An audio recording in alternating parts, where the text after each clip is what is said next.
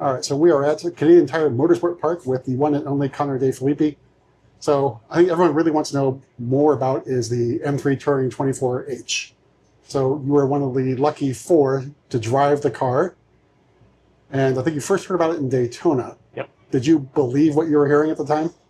Initially, so end of last year, I already kind of had an idea of rumor, but usually rumors are, especially in big manufacturers, it's easy for things to get shut down. But when they told me that I will be one of the drivers in Daytona, that I knew is legit and real. We talked about the development and the tire development plan with Yokohama, because that was our partner for the event. But at that point, I knew it was legit. I knew it was new, and I was super, super excited because these type of projects don't come along very often. So to be one of the chosen ones was pretty special, and I was just super excited. I was like, when do I book my flights? I'm ready to go. So right. And how about your impressions when you first saw it for real? It was, I mean, it gives you a good feeling. I mean, it was something that it went from April Fool's joke, obviously, and it looked so cool in pictures, and for it to be unveiled and you see it in person, it was really a neat feeling to see it lying there right in front of you, and they did a beautiful job with it. I mean, they couldn't have done a better job. Body fit and everything was immaculate, which I feel like is a lot more difficult than people realize, to make all those pieces one-offs and molds to fit the M4 GT3 Evo chassis, and the way they had to rebuild the rear structure of it. To do all that pretty much first try.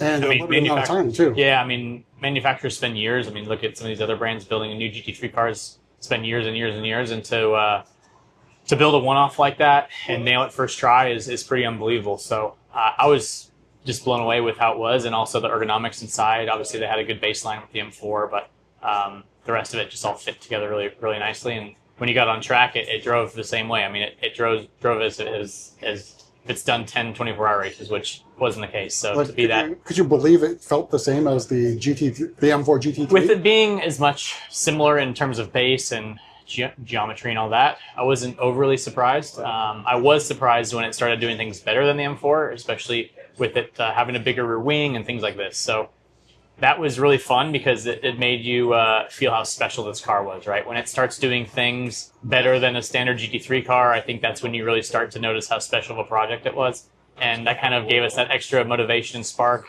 and smile that every time you drove it, you knew you had a shot, and you knew it was something special. So that's what really motivated us through the whole build process, and also in the 24-hour. Yeah, and overall finished P4, obviously first in class in SPX.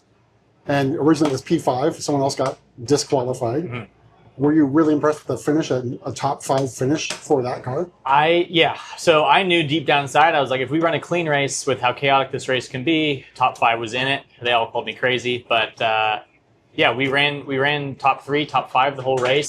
I would say there was probably 4 points in the race that we were unlucky with code 60s and some yellow flags and stuff that cost us actually a lot of time. So when we look at that, actually, they recently sent out like a chart of a full kind of analysis of the race, and they showed all the points that we lost, all of our big chunks at that time. Oh, no.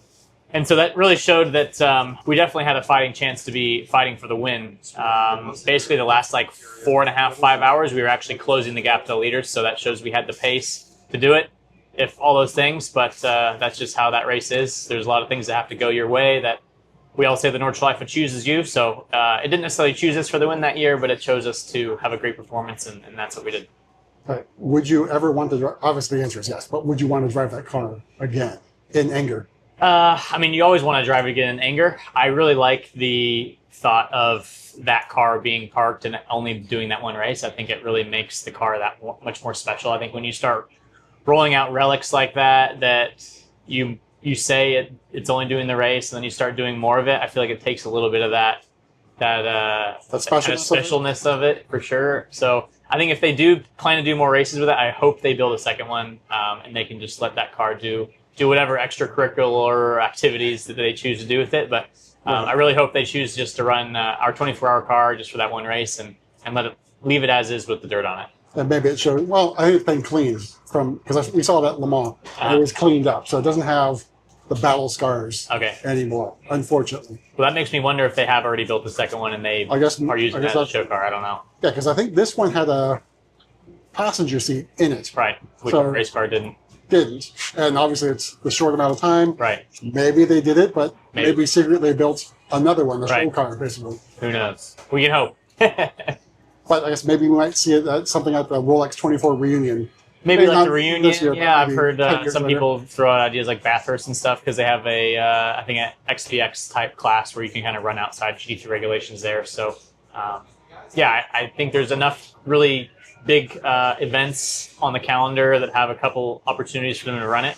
And I think the world and the global motorsport fan base would love to see that happen. Yeah, you'd be first in line or first hand up to drive it again, I'm sure. I would hope so. I would hope to be one of the guys to get to do it, but obviously sharing is caring. So if some of my teammates had a chance to drive it, I wouldn't mind it either. Yeah, but just now it's like the ultimate dad race car. Exactly, yeah. I For mean, you. that car is definitely fits plenty of stuff in the boot. So driving it on the racetrack was something special, and I think that's what made all the fans really connect with it because it was something that, you know, buying a really nice road car or sports car is not necessarily at everyone's fingertips. So when you start seeing a wagon out there dicing it up with the sports cars, it's kind of adds that extra connection, I think, for the average race fan.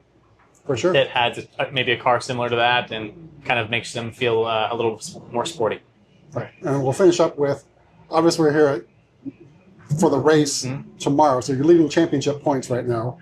What is, obviously the goal is to win tomorrow, but what's the feel-good result for tomorrow's race for you guys? I think just keep trying to get podiums, really. I mean, wins are always great, but at the end of the day, we're leading the points for a reason. We've done a great point up until this part of the season. So clean races, clean pit stops, no driver mistakes. I think we have a solid race car in terms of overall long-run package. So our goal will be top three. The pressure will be on Neil in qualifying to go out there and rip a heater and start up front, stay up front, keep our nose clean, and that'll be our plan. Obviously, there's a lot of things, unvariables we can't control, yellows and unlucky stuff like that. But Like at Laguna, because I know that was unfortunate. yeah, Laguna was not ideal, but like I said, you're going to have races like that. But you're also, I find that in IMSA racing, you'll get caught out by one or two, but you also get saved later in the season by one or two, and it all kind of comes back to even. So you have to not get frustrated with that. You just kind of stay focused on doing your task, like every guy is on the team, and have that same mindset going into the race. Awesome. So we'll catch up with you hopefully at